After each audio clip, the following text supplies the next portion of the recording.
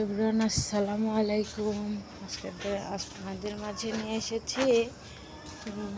এখানে ছিল আজকে আমরা বাটার কেক বানিয়েছি। চেষ্টা করলাম, আসলে অসাধারণ হয়েছে। তবে একটা বার্থডে ছিল, তো সেখানে দাওয়াত ছিল, তাই আমরা নিজেরাই এখানে উপস্থিত ছিলাম।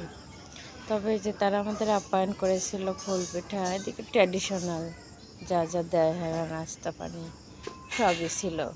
কিন্তু আসলে রান্নাবাড়িও অসাধারণ ছিল, সেই লেভেলের মজাও ছিল, বলে বোঝানোর মতো না, জাস্ট ওয়াও।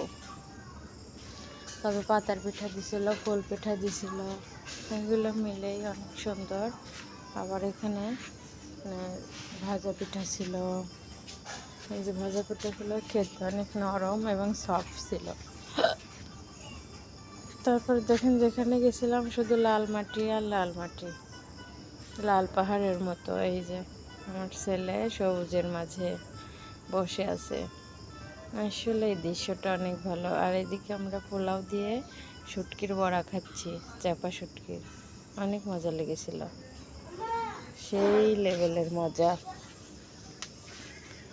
অনেক ভালো লেগেছে। একটা বিষয় ভালো লেগেছে কি, এখানে তারা চিংড়ি মাছগুলো ছিলে দিয়েছিল, কিন্তু চিংড়ি মাছ রান্নায় চুলায় দিলে কীরকম কুচকায়া যায় না, তাই ওরা দেখছে এখানে যে কাঠি ভরে ভরে দিছিল, যাতে চিংড়ি মাছগুলো লম্বা লম্বাই থাকে।